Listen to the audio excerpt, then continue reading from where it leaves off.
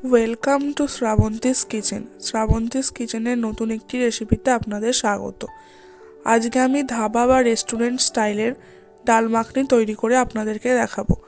Restaurant বা ধাবাতে আমরা গিয়ে সচরাচর এই ডাল মাখনি অর্ডার দিয়ে থাকি। তন্দুরি রুটি বা যে কোনো লাচ্ছা পরোটা এর সাথে খেতে কিন্তু খুব ভালো লাগে। আবার অনেকে এটা রাইসের সাথেও ট্রাই করে থাকেন। ডাল মাখনি কিন্তু বাড়িতে তৈরি করা অনেকটাই সহজ। চলুন তাহলে আজকে এই রেসিপিটা চটপট শুরু করা যাক। প্রথমে আমি এখানে 200 গ্রাম মিক্সড ডাল নিয়ে নিচ্ছি। এই মিক্সড ডাল কিন্তু বাজারেতে আপনারা সহজেই কিনতে পারবেন। ডাল মাখনির ডাল বললেও দিয়ে দেবে। এই মিক্সড ডালের মধ্যে বিভিন্ন প্রকার ডাল থাকে, যেমন মুগ কড়াই, বিরি কড়াই, ছোলার ডাল, রাজমা, আরও অনেক কিছু ডাল। এবার এই ডালগুলোকে আমি ভালো করে ধুয়ে নিচ্ছি। এই ডালগুলোর মধ্যে অনেকটাই নোংরা থাকে, দেখুন সেই জলটাকে কিন্তু আমি ভালো করে ধুয়ে ভালো করে ডালটাকে পরিষ্কার করে নেব। যতক্ষণ না পরিষ্কার জল বেরোচ্ছে ততক্ষণ কিন্তু আমি ডালগুলোকে ভালো করে ধুয়ে নেব। দেখুন সুন্দরভাবে ডালটা ধোয়া হয়ে গেছে। এবার ডাল ধুয়ে নেওয়ার পর এবার আমি প্রেসার কুকার বসিয়ে দিয়েছি। সেখানে আমি 2 কাপ ডাল নিয়েছিলাম, ঠিক তার ডবল অর্থাৎ 4 কাপ জল দিয়ে দিলাম। এবার আমি ডালটা সিদ্ধ হওয়ার জন্য ডালটা প্রেসার কুকারের মধ্যে দিয়ে দিলাম।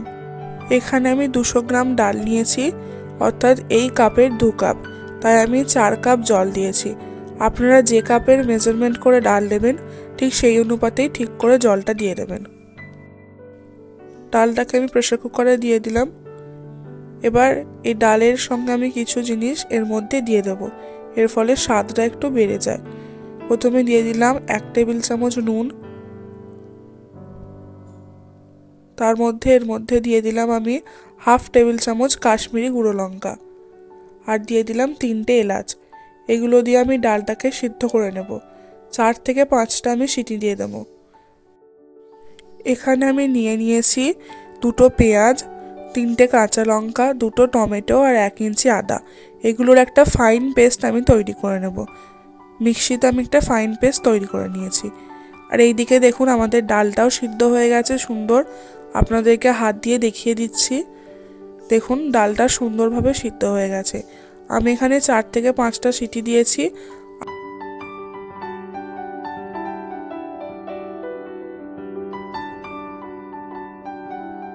এবার একটা কড়াই বসিয়ে নিয়ে তাতে আমি 2 টেবিল চামচ সাদা তেল দিয়ে দিলাম।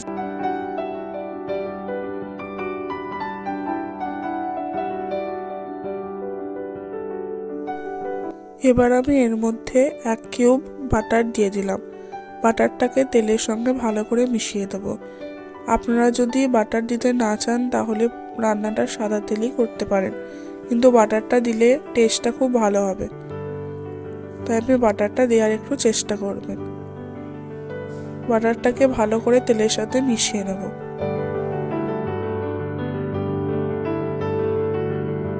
এবার আমি এর মধ্যে 1/4 টেবিল চামচ জিরে দিয়ে দিলাম। জিরেটাকে হালকা একটু আমি ভেজে নেব।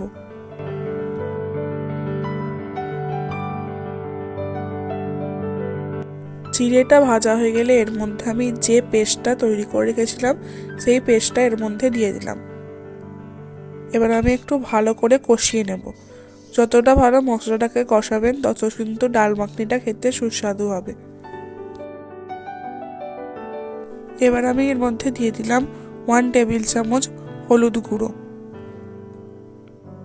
তারপর এর মধ্যে আমি দিয়ে দিলাম 1/2 টেবিল চামচ কাশ্মীরি রেড চিলি পাউডার। তারপর দিয়ে দিলাম 1 টেবিল চামচ জিরে গুঁড়ো, আর দিয়ে দিলাম স্বাদ মতো নুন। এবার এই মশলাগুলোকে আমি ভালো করে মিশিয়ে নিলাম। পেস্টটার সঙ্গে ভালো করে মিশিয়ে নেব। আর একটু আমি 1 টেবিল চামচ চিনি অ্যাড করে দিলাম। এবারও ভালো করে আমি মিশিয়ে নেব।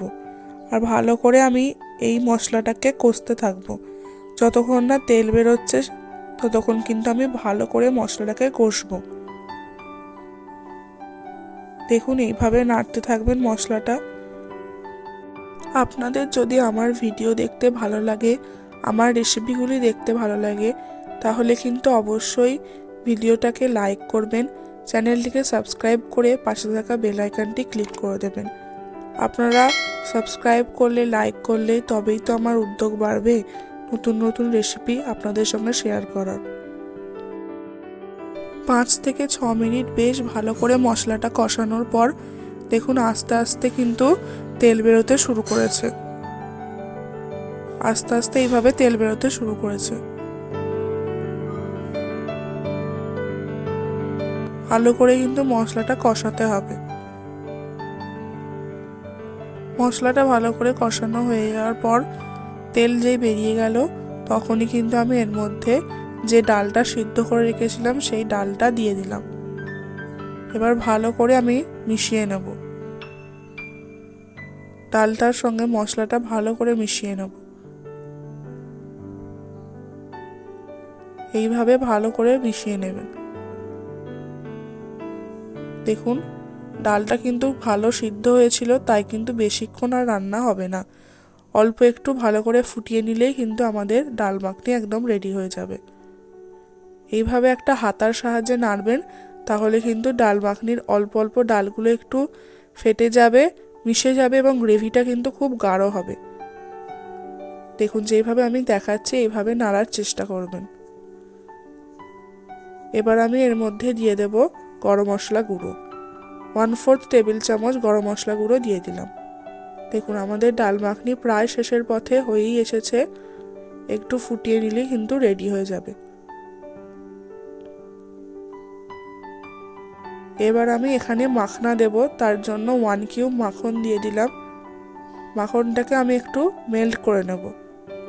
মাখনাটা কিন্তু অপশনাল, আপনারা যদি চান তাহলে দিতে পারেন। মাখনা দিলে কিন্তু টেস্টটা খুব ভালো হয়, যদি আপনারা না চান তাহলে নাও দিতে পারেন। এবার আমি এর মধ্যে দিয়ে দিলাম 1/4 টেবিল চামচ কাশ্মীরি গুঁড়ো লঙ্কা। তারপর মাখনাগুলো দিয়ে দিলাম। এখানে আমি 1 কাপ মাখনা নিয়েছি। এবার মাখনাগুলোকে হালকা একটু আমি এর মধ্যে নেড়ে চেড়ে নেব। হালকা একটু ভাজা ভাজা হবে, তখন কিন্তু আমি এটা গ্যাসটা অফ করে দেব। হাই ফ্লেমেই একটু নেড়ে নিচ্ছি।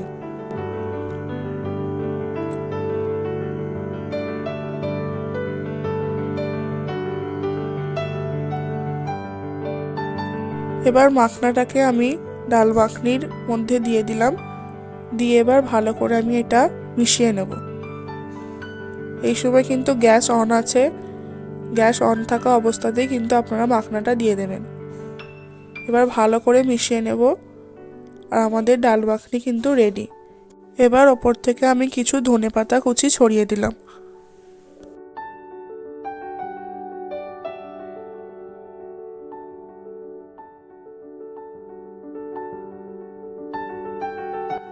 আর রেস্টুরেন্ট স্টাইল করার জন্য ওপর থেকে একটু ফ্রেশ ক্রিম দিয়ে দিলাম। 1 টেবিল চামচ ফ্রেশ ক্রিম আমি ভালো করে ওপর থেকে ছড়িয়ে দিলাম।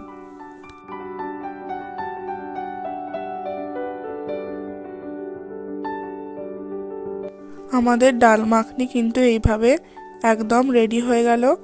আপনাদেরকে এবার দেখিয়ে দিচ্ছি। দেখুন কত সুন্দর, একদম রেস্টুরেন্ট স্টাইল বা ধাবা স্টাইল ডাল মাখনি কিন্তু আমাদের তৈরি হয়েছে। এবার চলুন এটাকে সার্ভ করার পালা। সার্ভ করে দেওয়া যাক। দেখুন একদম পারফেক্ট কনসিস্টেন্সির ডাল মাখনি তৈরি হয়েছে। আপনারা কিন্তু বাড়িতে অবশ্যই এই ডাল মাখনিটা একবার ট্রাই করবেন। তন্দুরি রুটি সাথে কিন্তু এই ডাল মাখনি খেতে খুব ভালো লাগে। বাড়িতে ট্রাই করলে যদি আপনারা বুঝতেই পারবেন না যে এটা রেস্টুরেন্ট স্টাইল, ধাবা স্টাইল একদম ডাল মাখনির মতো। বাড়িতে তৈরি করলে বোঝাই যাবে না যে এটা বাড়িতে তৈরি করা। তাই অবশ্যই একবার বাড়িতে ট্রাই করবেন। আর যদি ভালো লাগে তাহলে লাইক করবেন, চ্যানেলটিকে সাবস্ক্রাইব করে পাশে থাকা বেল আইকনটি ক্লিক করে দেবেন, আর বন্ধুদের সঙ্গে অনেক অনেক শেয়ার করবেন। আর কমেন্ট করে আমাকে জানাতে ভুলবেন না আপনাদের আজকে এই রেসিপি কেমন লাগলো। দেখা হচ্ছে অন্য কোনো রেসিপিতে, অন্য কোনো ভিডিওতে। ততদিন ভালো থাকবেন, সুস্থ থাকবেন, আর রান্না করতে থাকবেন আর সকলকে খাওয়াতে থাকবেন। ধন্যবাদ।